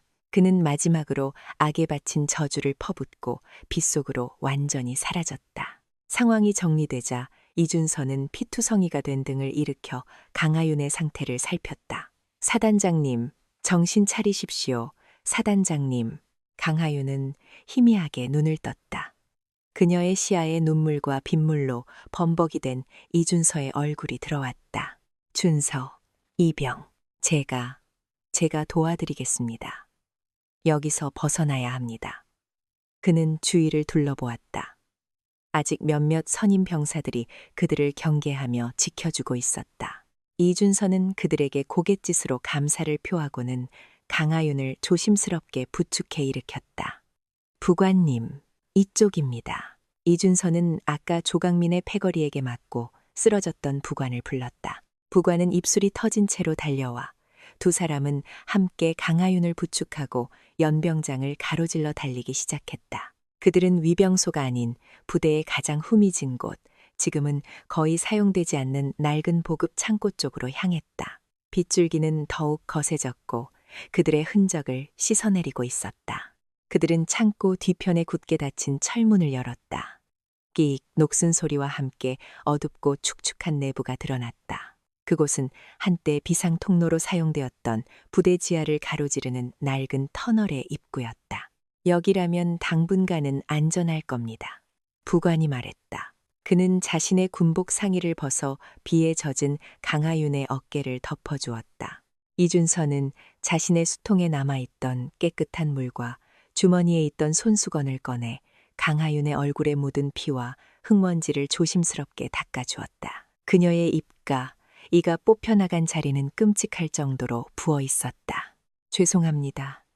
저 때문에 강하윤이 갈라진 목소리로 말했다. 이준서는 고개를 저었다. 그의 눈에는 눈물이 가득했지만 목소리는 그 어느 때보다 단단했다. 아닙니다. 사단장님은 저의 영웅이십니다. 저희 모두의 영웅이십니다. 그는 잠시 망설이더니 품 안에서 무언가를 조심스럽게 꺼냈다. 작고 검은색의 USB 메모리 스틱이었다. 강하윤은 희미한 불빛 속에서 그것을 알아보았다. 자신이 직무정지를 당하기 직전까지 조강민의 모든 비리를 담아 정리해 두었던 바로 그 판결문이었다. 어떻게 이걸? 특별조사위원회가 들이닥쳤을 때 저는 사단장님의 개인 비품을 정리하라는 명령을 받았습니다. 그때 책상 위에 놓여 있던 이걸 봤습니다. 이것이 모든 진실을 담고 있는 물건이라는 것을 직감적으로 알 수 있었습니다. 그래서 몰래 제 주머니에 숨겼습니다. 언젠가 반드시 필요한 날이 올 거라고 믿었습니다. 그의 말은 절망의 어둠을 가르는 한 줄기 빛과 같았다. 권력자들은 그녀의 계급을 빼앗고 그녀의 명예를 짓밟고 심지어 그녀의 신체까지 훼손했다. 하지만 그들은 가장 중요한 진실은 빼앗아가지 못했다. 이준서라는 가장 연약해 보였던 한 병사의 용기가 그 진실을 지켜낸 것이었다. 이준서는 그 USB를 마치 성물을 바치듯 강하윤의 손에 쥐어주었다. 사단장님, 이것이 진짜 판결문입니다. 이걸로 저 악마들을 심판해 주십시오. 제발 포기하지 말아 주십시오. 강하윤은 자신의 손 안에 들린 작고 차가운 금속의 감촉을 느꼈다. 그것은 단순한 데이터 저장 장치가 아니었다. 그것은 이준서의 용기였고 수백 명 병사들의 짓밟힌 희망이었으며 자신의 꺾여버린 명예를 되찾을 유일한 무기였다. 그녀는 고통으로 거의 감각이 없는 입꼬리를 억지로 끌어올려 희미하게 미소를 지었다. 포기하지 않는다, 이 병장. 그녀의 목소리는 작았지만 그 안에는 강철난초에 꺾이지 않는 의지가 담겨 있었다. 어둡고 축축한 지하 터널. 그곳은 모든 것이 끝난 절망의 공간이 아니었다. 거대한 반격의 서막이 오르는 가장 은밀하고 성스러운 작전실이 되었다.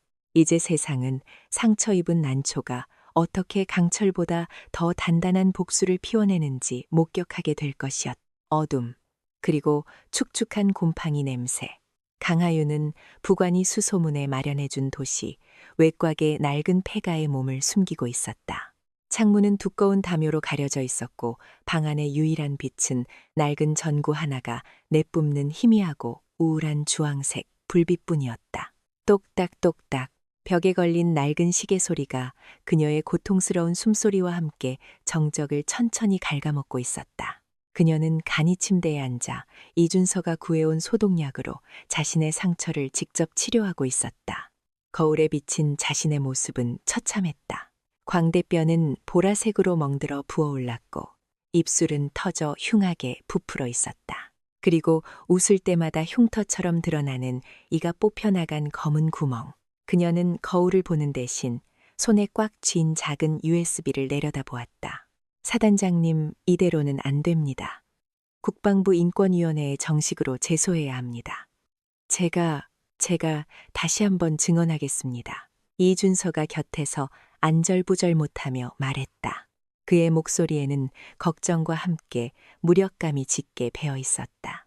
강하윤은 고개를 저었다. 그녀의 목소리는 부상 때문에 거칠었지만 그 안의 의지는 조금도 무뎌지지 않았다. 소용없다. 이 병장, 인권위원회, 감찰실, 그 모든 시스템의 정점에 누가 앉아 있는지 잊었나. 조태섭. 그 괴물이 모든 것을 통제하고 있어. 괴물의 소굴 안에서 괴물과 싸우는 건 자살 행위일 뿐이야. 그럼 저희는 이대로 아무것도 못하는 겁니까? 이준서의 목소리가 절망으로 떨렸다.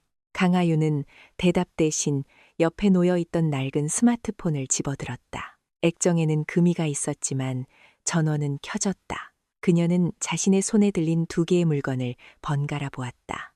모든 진실이 담긴 USB 판결문. 그리고 그 진실을 세상 밖으로 터뜨릴 수 있는 작은 창. 스마트폰. 그녀는 결심했다. 시스템이 썩었다면 시스템 밖에서 싸워야 한다.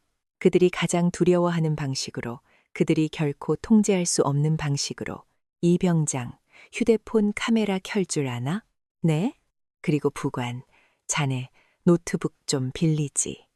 인터넷 연결되나? 부관과 이준서는 그녀의 의도를 파악하지 못한 채 어리둥절한 표정으로 그녀를 바라보았다. 잠시 후 희미한 전구 불빛 아래 모든 준비가 끝났다. 이준서는 떨리는 손으로 스마트폰을 들고 강하윤의 얼굴을 향해 렌즈를 맞췄다. 부관은 노트북을 켠 채 그녀의 다음 명령을 기다리고 있었다. 사단장님, 정말 이렇게까지 하셔야겠습니까? 장군님의 명예가. 부관이 차마 말을 잇지 못하고 입술을 깨물었다. 한때 별을 달고 군을 호령하던 장군이 이렇게 망가진 모습으로 세상 앞에 나서는 것. 그것은 그녀의 마지막 남은 자존심마저 내던지는 행위처럼 보였다. 강하윤은 희미하게 웃었다. 명예란 번쩍이는 계급장에 있는 것이 아닐세. 군복을 벗더라도 진실의 편에 서는 것, 그것이 군인의 진짜 명예지. 그녀는 심호흡을 한번 하고는 이준서를 향해 고개를 끄덕였다. 찍어라. 이준서는 마른 침을 삼키고 녹화 버튼을 눌렀다. 스마트폰의 작은 화면 속 강하윤의 얼굴이 클로즈업 되었다. 멍들고 부어오른 얼굴, 터진 입술, 그리고 그녀는 아무 말 없이 천천히 입을 벌려 이가 뽑혀나간 검고 텅 빈 공간을 똑똑히 보여주었다. 그 자체만으로도 수만 가지의 웅변보다 더 강력한 폭력의 증거였다. 마침내 그녀의 목소리가 흘러나왔다. 제 이름은 강하윤, 대한민국 육군소장입니다. 그녀는 자신의 신분을 당당히 밝혔다. 며칠 전까지 저는 제30기계 화보병사단의 사단장이었습니다. 하지만 지금 보시는 이 모습이 부패한 군 수뇌부에 의해 모든 것을 빼앗긴 한 군인의 현재 모습입니다. 그녀는 품 안에서 핏자국이 희미하게 남아있는 자신의 앞니 하나를 꺼내들었다. 이것은 제 치아입니다. 제 부하였던 조강민 중사가 수백 명의 병사들이 보는 앞에서 쇠벤치로 제 입에서 뽑아낸 것입니다. 그녀의 목소리는 떨리지 않았다. 그녀는 동정을 구걸하는 피해자가 아니었다. 그녀는 진실을 고발하는 고발자였다. 왜 이런 일이 벌어졌는가? 제가 그들의 비리를 파헤쳤기 때문입니다. 병사들의 피와 땀을 가로채 자신의 배를 불리고 폭력으로 부대를 지배해온 조강민 중사와 그 모든 것을 비호하고 조작한 그의 아버지 국방부 차관 조태섭 대장. 이 두 사람이 바로 군의 명예를 더럽히고 국가의 안보를 좀먹는 진짜 반역자들입니다. 그녀는 잠시 숨을 골랐다. 그녀의 눈에서는 뜨거운 분노의 불꽃이 타오르고 있었다. 저는 더 이상 군 내부의 자정 능력을 믿지 않습니다. 거대한 권력은 모든 진실을 덮고 모든 정의를 짓밟습니다. 그래서 저는 이 모든 증거를 이 나라의 주인이신 국민 여러분께 직접 고발하기로 결심했습니다. 그녀는 부관을 향해 고갯짓했다. 부관, 지금 즉시 USB 판결문에 담긴 모든 자료를 대한민국의 모든 국민이 볼 수 있는 모든 곳에 업로드하게. 사단장님, 이것은 명령이다. 부관은 입술을 깨물고 떨리는 손으로 노트북의 엔터키를 눌렀다. 클릭. 그 작은 소리와 함께 판도라의 상자는 열렸다. 조강민의 폭행 영상, 군수품 횡령 장부, 그와 그의 아버지가 나눈 통화 녹음 파일, 수백 기가에 달하는 진실의 폭탄이 인터넷이라는 거대한 바닷속으로 투하되었다. 처음에는 작은 파문이었다. 한 군사 커뮤니티 게시판에 충격 고발 현직 장군이 쇠벤치로 이빨 뽑힌 영상이라는 자극적인 제목의 글이 올라왔다. 몇몇 사람들이 주작이네, 어그로 끌지 말아라며 비웃었다. 하지만 영상이 재생되는 순간 모든 비웃음은 경악으로 바뀌었다. 그리고 함께 첨부된 수백 개의 증거 파일들이 열리는 순간 경악은 거대한 분노의 쓰나미가 되어 대한민국 전체를 휩쓸기 시작했다.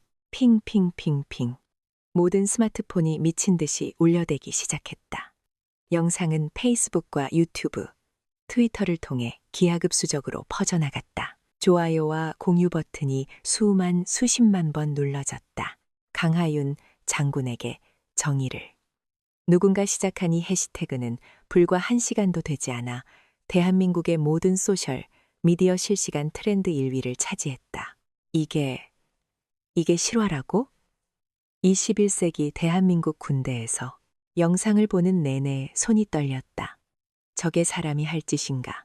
아들 군대 보낸 엄마입니다. 밤새 잠을 못 이룰 것 같습니다. 당장 저 악마들을 사형시켜라. 증거 파일 다 봤다. 이건 그냥 비리가 아니라 나라를 팔아먹은 매국노 새끼들이다. 분노한 여론은 들불처럼 번져나갔다. 언론사들의 전화기에는 불이 났고 모든 방송사들은 정규 방송을 중단하고 이 사건을 긴급 뉴스로 타전하기 시작했다. 포털 사이트의 메인 화면은 온통 강하윤의 얼굴과 조태섭 부자의 사진으로 도배되었다. 같은 시각 서울의 한 최고급 룸살롱. 조태섭 대장과 조강민 중사는 최고급 양주를 마시며 승리를 자축하고 있었다. 크하하, 아버지, 보셨습니까? 그 미친년이 쫓겨나갈 때 그 표정 아주 걸작이었습니다. 조강민이 기분 좋게 취해 떠들었다. 조태섭은 만족스러운 미소를 지으며 잔을 들었다. 이제 모든 것이 제자리로 돌아왔다. 감히 내 아들을 건드린 대가가 어떤 것인지 모두 똑똑히 보았을 게다. 바로 그때였다. 쾅! 룸의 문이 거칠게 열리고 조태섭의 부관이 하얗게 질린 얼굴로 뛰어들어왔다. 차관님, 큰일 났습니다. 웬 소란이냐? 조태섭이 불쾌한 듯 소리쳤다. 부관은 떨리는 손으로 태블릿 PC를 그에게 내밀었다. 이것 좀 보십시오. 조태섭은 짜증스럽게 태블릿을 받아들었다. 화면에는 멍들고 피 흘리는 강하윤의 얼굴이 떠 있었다. 그리고 그 아래로 수십만 개의 분노에 찬 댓글들이 실시간으로 올라오고 있었다. 이게 뭐야? 조강민이 술이 확 깨는 얼굴로 화면을 들여다보았다. 조태섭은 영상을 지나 그 아래 첨부된 파일들을 클릭했다. 자신의 목소리가 담긴 녹음 파일, 아들의 폭행 영상, 그리고 단 한 번도 외부에 노출된 적 없는 자신의 비밀 자금 장부까지 그의 세상이 무너져 내리기 시작했다. 그의 얼굴에서 모든 핏기가 사라졌다. 손에 들고 있던 최고급 크리스털 양주잔이 힘없이 바닥으로 떨어졌다. 쨍그랑 요란한 파열음과 함께 자는 산산조각이 났다. 바닥에 쏟아진 값비싼 양주는 마치 그들의 더럽혀진 명예처럼 추하게 흘러내리고 있었다. 막아, 당장 저걸 막아.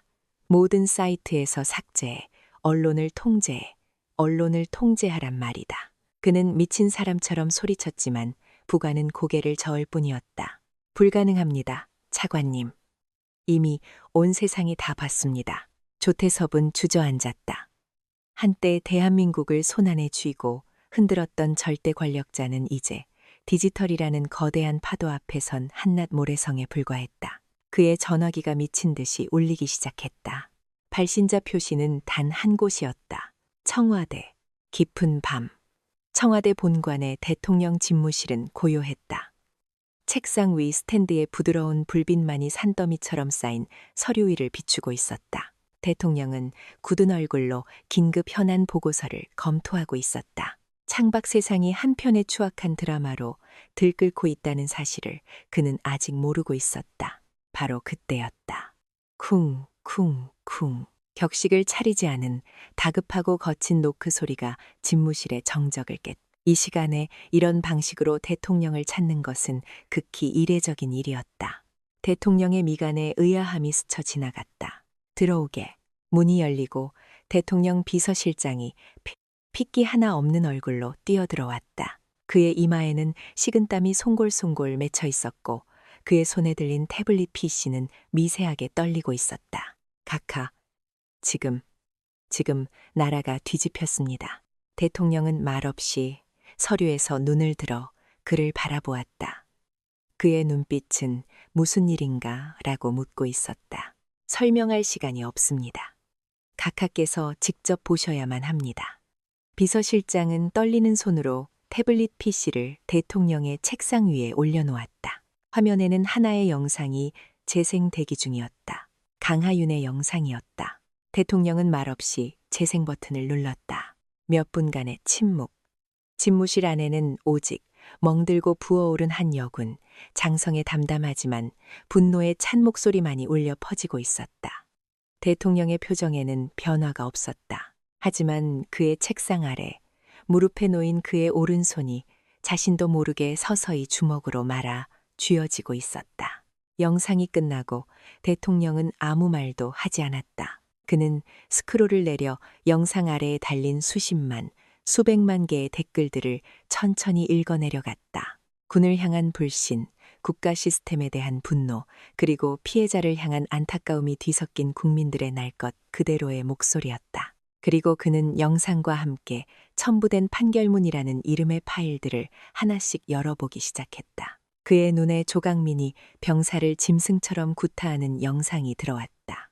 그의 귀에 조태섭이 아들의 죄를 덮기 위해 오만하게 명령을 내리는 목소리가 들려왔다. 그의 눈에 병사들의 피와 땀이 그들 부자의 사치와 향락을 위해 어떻게 사라져갔는지를 보여주는 끔찍한 장부들이 들어왔다. 모든 증거는 완벽했다. 그 어떤 변명도 조작의 여지도 없는 명백하고도 추악한 진실 그 자체였다. 한참의 침묵 끝에 대통령이 마침내 입을 열었다. 그의 목소리는 얼음처럼 차가웠고 강철처럼 단단했다. 지금 즉시 국가안전보장회의 NSC 긴급 소집하도록. 장소는 지하 벙커다. 청와대 지하 벙커. 차가운 형광등 불빛. 거대한 상황판에는 대한민국의 모든 실시간 정보가 흐르고 있었다. 그리고 그 중앙 가장 큰 스크린에는 강하윤 장군에게 정의를 이라는 해시태그와 함께 실시간으로 폭증하는 소셜미디어의 분노가 붉은 그래프로 표시되고 있었다. 타원형의 회의 테이블 주위로 비서실장, 국가안보실장, 그리고 국방부 장관 등 핵심 인사들이 무거운 표정으로 앉아 있었다. 그들의 얼굴에는 당혹감과 수치심이 역력했다. 특히 국방부 장관은 고개를 들지 못한 채 자신의 앞에 노인 물잔만 내려다보고 있었다. 군 전체가 국민의 지탄을 받는 이 상황에서 그는 죄인이나 다름없었다. 회의실의 문이 열리고 대통령이 들어섰다. 그의 얼굴에는 어떠한 감정도 드러나 있지 않았지만 그가 뿜어내는 서늘한 분노의 기운에 회의실의 온도가 몇 도는 내려가는 듯했다. 그는 상석에 앉지 않았다. 대신 거대한 스크린 앞으로 걸어가 침묵하고 있는 강요들을 천천히 둘러보았다. 이것이 지금 대한민국의 현실입니다. 그의 목소리는 조용했지만 벙커 전체를 장악했다. 한 명의 명예로운 군인은 군대라는 시스템 안에서 철저하게 유린당하고 버려졌습니다. 그리고 그 진실은 군 내부의 감찰 시스템도 사법 시스템도 아닌 바로 이곳 국민들의 목소리를 통해 밝혀졌습니다. 그는 국방부 장관을 똑바로 쳐다보았다. 국방부 장관은 그 시선을 감당하지 못하고 고개를 더욱 깊이 숙였다. 장관, 나는 더 이상 국방부를 신뢰하지 않습니다. 감시견이 늑대가 되었을 때 또 다른 감시견을 보내는 것은 어리석은 짓입니다. 늑대를 잡기 위해서는 사냥꾼을 보내야지요. 그는 회의 테이블의 가장 끝에 앉아있던 검은 정복 차림의 한 남자를 향해 시선을 돌렸다. 대통령 경호처장이었다. 그는 회의 내내 미동도 없이 오직 대통령의 입만을 주시하고 있었다. 대통령이 그에게 다가가 나지막이 하지만 모두의 심장에 밝히는 목소리로 말했다. 경호처장, 예, 각하. 이것은 대한민국 대통령으로서 내리는 비상명령이다. 대통령의 목소리는 최종 판결이었다. 더 이상 토론도 보고도 필요 없는 절대적인 집행명령. 첫째, 지금 즉시 경호처 직속 대테러팀을 동원하여 국방부 차관 조태섭의 신병을 확보한다. 그의 계급이나 지위에 상관없이 한 명의 국가 반역 용의자로서 체포하도록. 둘째, 조태섭의 아들 조강민 중사 역시 동일한 혐의로 체포한다. 그 어떤 외부의 압력이나 회유에도 굴하지 말고 즉시 신병을 확보해 안전한 곳으로 이송하도록.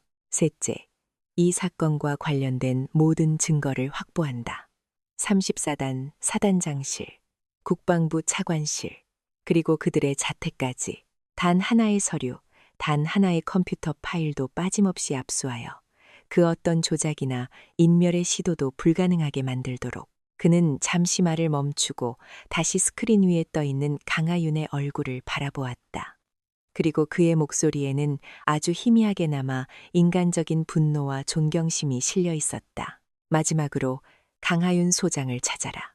그녀는 이 사건의 피해자이자 이나라군의 마지막 남은 명예를 지켜낸 영웅이다. 그녀를 안전하게 보호하고 그녀가 빼앗겼던 모든 것을 되찾아 주어라.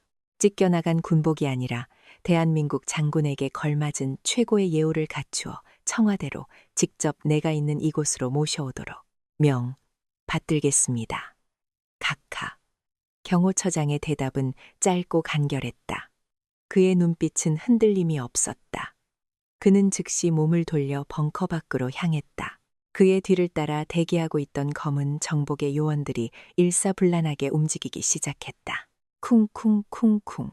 지하 벙커를 울리는 그들의 절도 있는 군화 소리. 그것은 부패한 권력을 향해 다가가는 거스를 수 없는 심판의 발소리였다.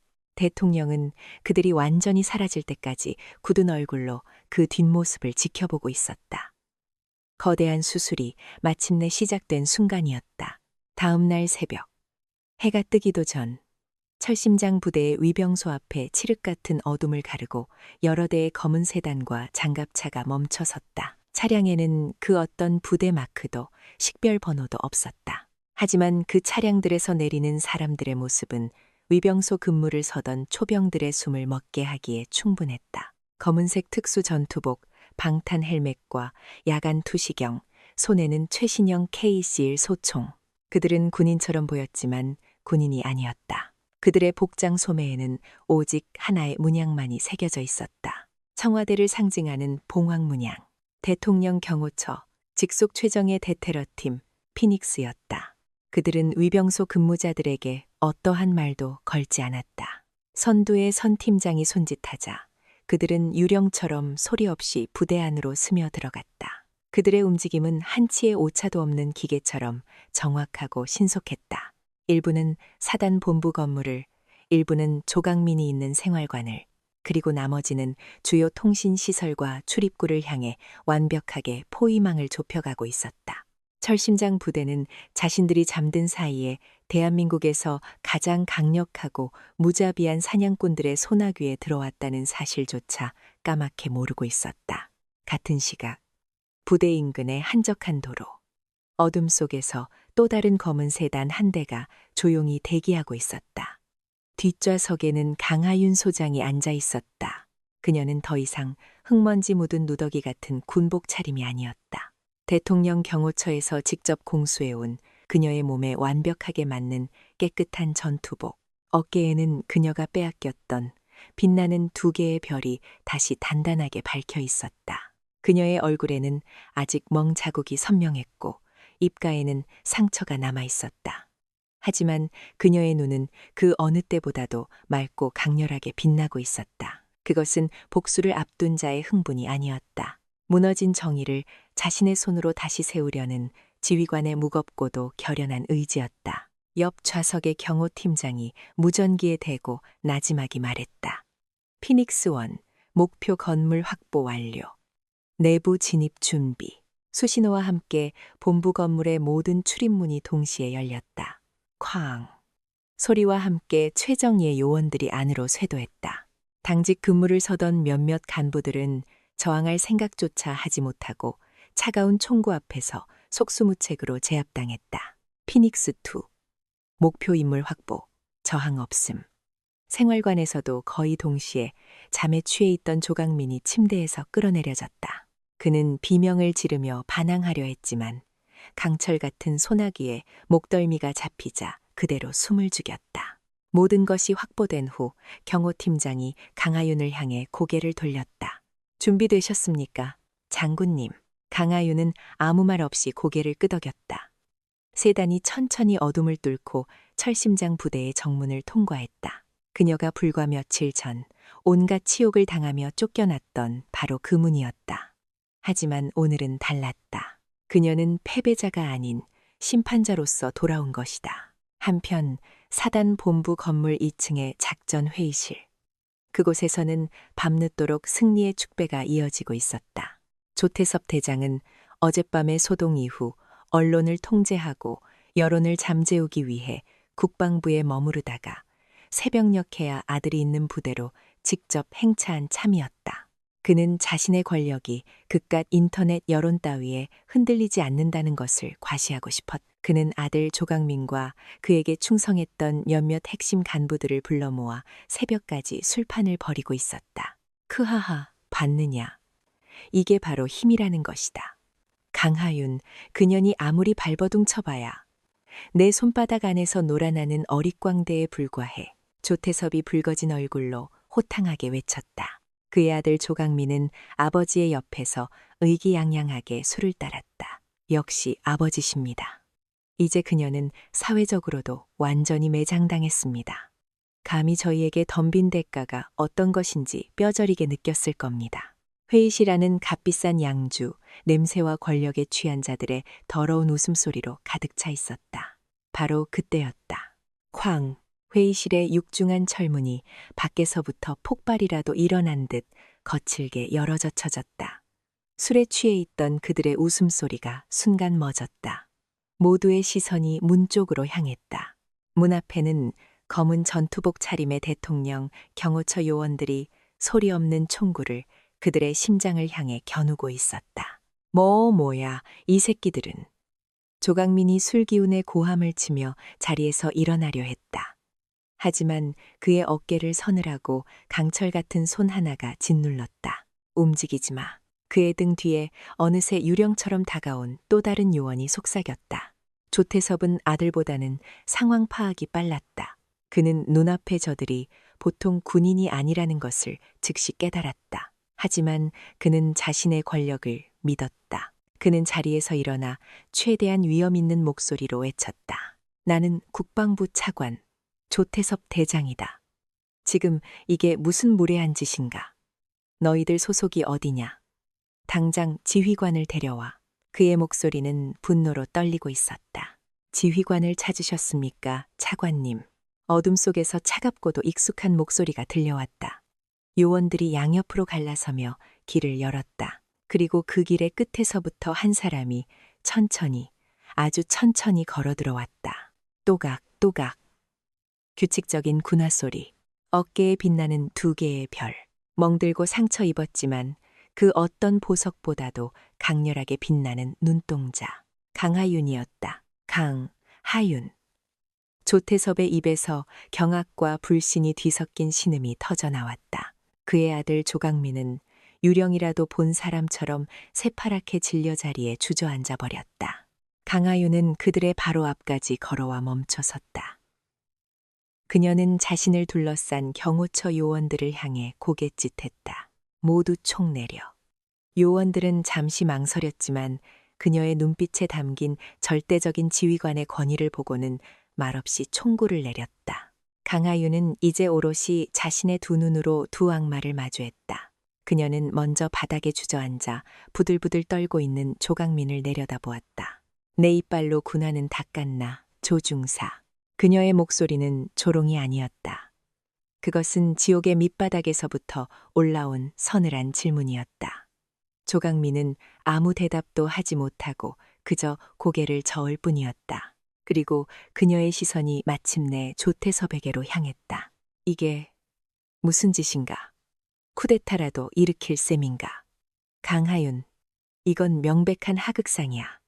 내가 당장 조태섭이 필사적으로 자신의 권위를 내세우며 소리쳤다. 하지만 강하윤은 그의 말을 가만히 듣고만 있었다.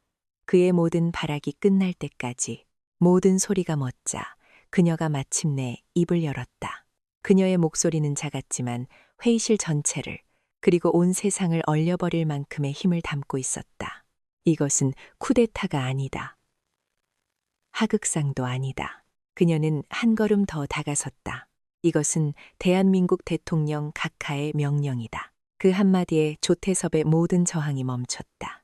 그의 눈이 믿을 수 없다는 듯 절망으로 흔들리기 시작했다. 강하윤의 목소리는 마지막 판결을 내리는 심판관의 목소리였다. 국가 반역, 직권남용, 특수군수품 횡령, 그리고 상관, 상해교사 혐의로 전 국방부 차관 조태섭과 육군 중사 조강민을 현 시간부로 긴급 체포한다.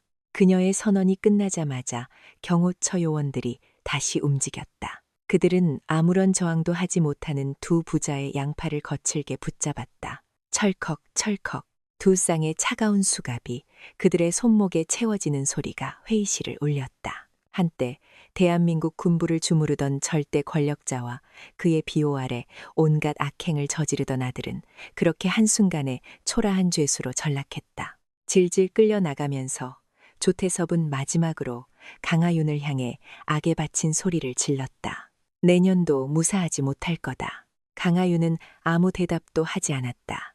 그녀는 그저 자신의 손에 의해 파멸해가는 거대한 악의 마지막을 흔들림 없는 눈으로 묵묵히 지켜보고 있을 뿐이었다.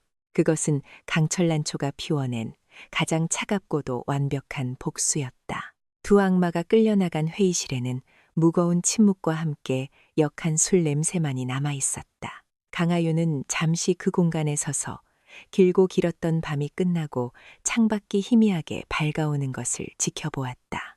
잿빛 하늘을 뚫고 새로운 날을 알리는 첫 햇살이 동쪽 하늘을 물들이기 시작하고 있었다. 그것은 철심장 부대에 찾아온 진정한 의미의 첫 새벽이었다. 그녀는 더 이상 과거에 머물러 있지 않았다.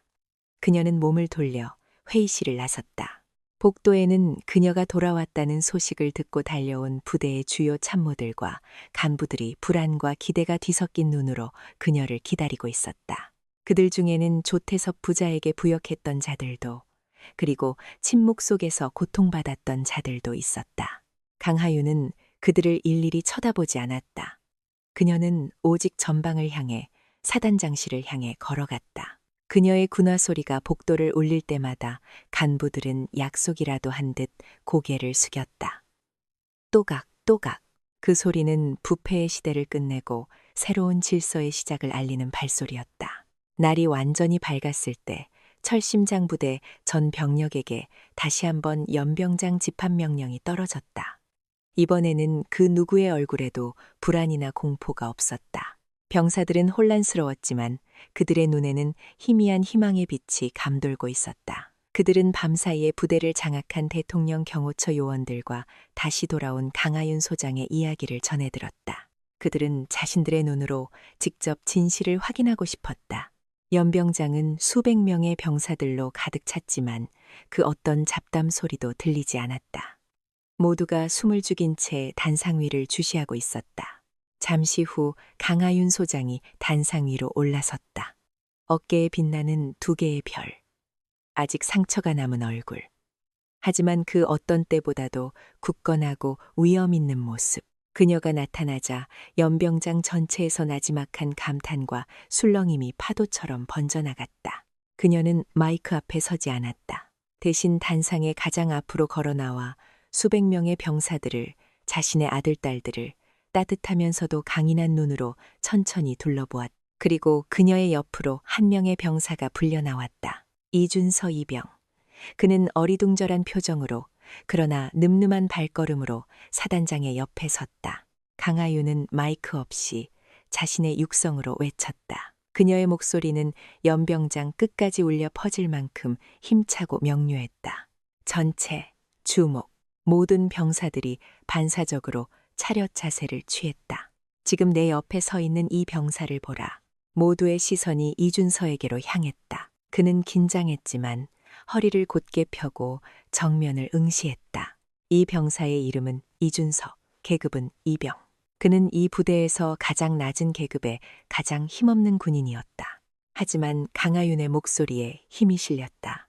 가장 거대한 불의 앞에서, 가장 깊은 절망 속에서 모두가 침묵하고 외면할 때 이 병사는 자신의 목숨을 걸고 일어섰다. 그는 꺾인 지휘관을 구했고 짓밟힌 진실을 지켜냈다.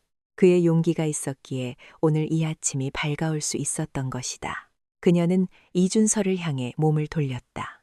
이준서 이병의 용기와 헌신에 대한 포상으로 1계급 특진과 함께 전군의 귀감이 된 그의 공로를 인정하여 화랑무 공훈장을 수여한다. 연병장이 술렁였다. 화랑무 공훈장. 그것은 전시 상황에 준하는 최고의 용기를 보여준 군인에게만 수여되는 대한민국 최고의 무공훈장이었다. 계급도 이병이 평시에 이 훈장을 받는 것은 건군 이래 유례가 없는 일이었다. 대통령 경호처장이 직접 이준서의 가슴에 빛나는 훈장을 달아주었다. 이준서의 눈에서 뜨거운 눈물이 흘러내렸다. 그것은 더 이상 두려움과 슬픔의 눈물이 아니었다. 명예와 자부심의 눈물이었다. 강하윤은 다시 병사들을 향해 돌아섰다. 지난밤 이 부대를 좀먹던 암적인 존재들은 모두 제거되었다. 하지만 나는 안다. 아직 여러분의 마음속에 남은 불신과 상처가 얼마나 깊은지를. 그녀의 목소리가 부드럽게 가라앉았다. 나는 여러분에게 화려한 약속을 하지 않겠다. 대신 단 3가지만을 이 사단장의 명예를 걸고 약속하겠다. 첫째, 다시는 이 부대에서 단 한 명의 병사도 부당한 폭력과 갈취로 인해 눈물 흘리는 일이 없도록 만들겠다. 둘째, 여러분이 흘리는 땀과 헌신의 대가가 일부 부패한 자들의 주머니를 채우는 데 쓰이는 일은 결코 없을 것이다. 여러분의 식판은 풍족해질 것이며 여러분의 피복은 따뜻해질 것이다. 그리고 마지막 셋째, 그녀는 잠시 말을 멈추고 병사 한 명 한 명의 눈을 마주쳤다. 나는 여러분을 믿겠다. 지휘관이 병사를 믿지 못한다면 그것은 군대가 아니다. 나는 여러분의 용기와 명예를 믿을 것이다. 그러니 여러분도 나를 믿고 스스로를 믿고 옆에 있는 전우를 믿어주길 바란다. 그녀의 연설은 길지 않았다. 하지만 그 어떤 웅변보다도 더 큰 울림이 되어 병사들의 가슴 속에 깊이 파고들었다. 우리는 강철의 심장을 가진 부대, 철심장 부대다. 이제부터 우리는 썩어빠진 심장을 도려내고 불의에 굴하지 않는 진짜 강철 심장을 되찾을 것이다. 알겠나? 예, 알겠습니다. 처음에는 작은 목소리였다.